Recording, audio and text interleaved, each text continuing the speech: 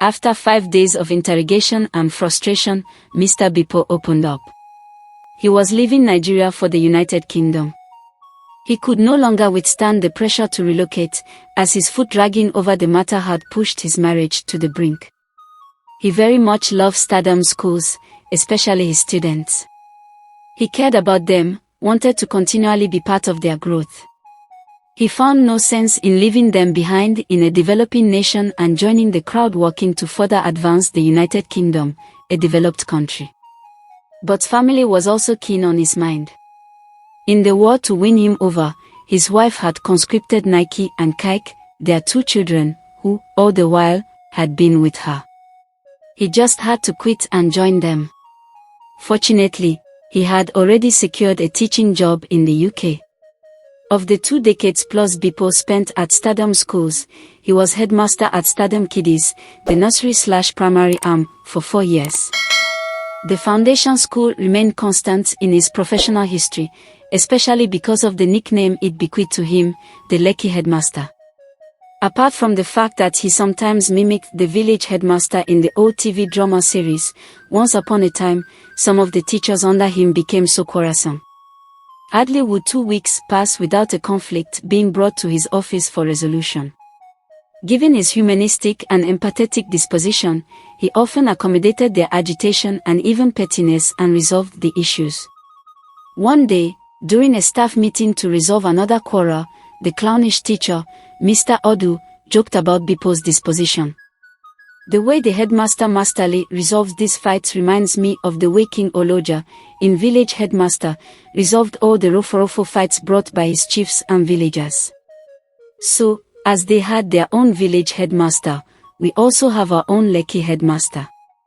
Expectedly, laughter ensued. But there was more. A label stuck, which the many years that would eventually roll did not change.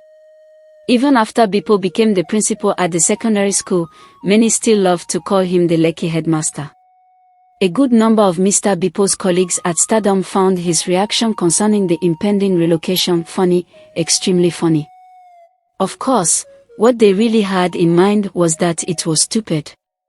How could one have such a golden opportunity and be so reserved and reluctant, considering that thousands of people were sacrificing everything to travel overseas? His case was even enviable, they thought. He did not have to borrow or steal money to make the journey. He did not have to lie for menial jobs at the embassy. And, in the UK, he would not have to look for menial jobs, he wouldn't have to clean dishes, as folks uncharitably say about washing corpses. His wife, Seri, was a nurse. Rumor had it that she could be earning up to £10,000 per month, a whopping sum of more than 17 million Nigerian nairas. They swiftly multiplied. The teaching job Mr. Bipo got promised about £3,600 and other entitlements. As principal, his salary at Stardam was about 400,000 Nigerian nairas. Which was bigger, 400,000 Fibo naira or almost 4,000 heavy British pounds. They converted the latter to about 6 million Nigerian nairas, at about 1,700 Nigerian nairas for a pound. Why then would any rational being develop cold feet towards such a life-changing offer? But let us not forget that he will not spend the wage in naira or. He will spend it in pounds. This is one factor many of us fail to take into consideration, said Oralopa. Immediately, another teacher exclaimed, no matter how contrary he spends in pounds, he will still have a lot to send to Nigeria.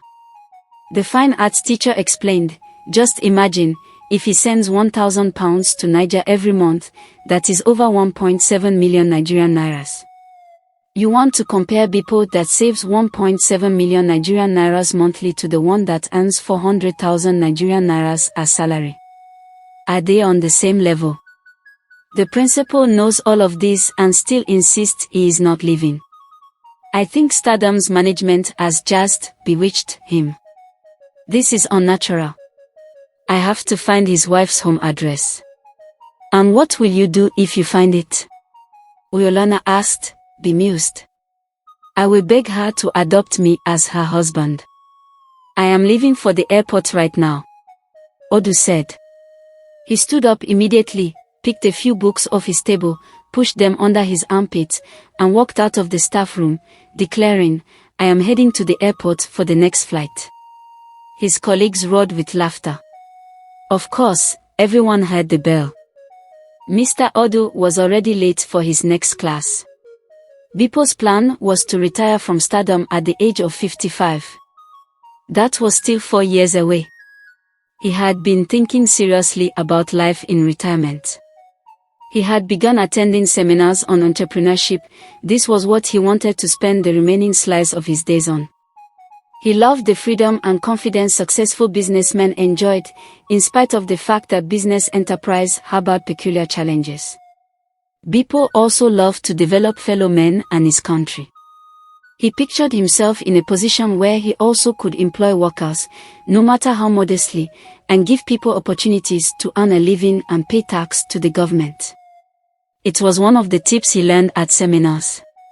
According to one of his coaches, no employee should dream big about comfort or bank on job security either. Only a business owner could afford to do so, especially when the business had become successful. Bipo would also not mind establishing his own school. After all, he had garnered a lot of experience in teaching and school management. Besides, he was a trained teacher, having studied English/history education at the University of Benin. This projection would give him an opportunity to push his passion for molding the young.